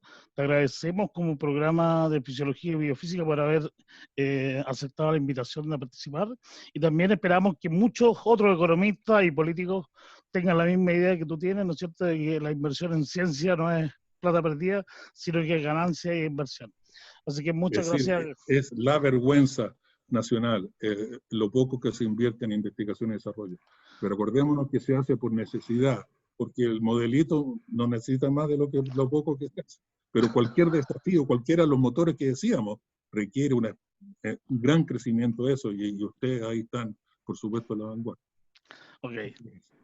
Muchas gracias. Muchas gracias, y muchas gracias a toda la gente que participó en este ciclo de seminarios con los invitados, de diferentes invitados. Dígame. Tuvimos diferentes invitados, desde el presidente de la Sociedad de Fisiología, la doctora Cecilia Hidalgo, como presidente de la Academia de Ciencias, y Gabriel Palma también como un economista con conciencia social también.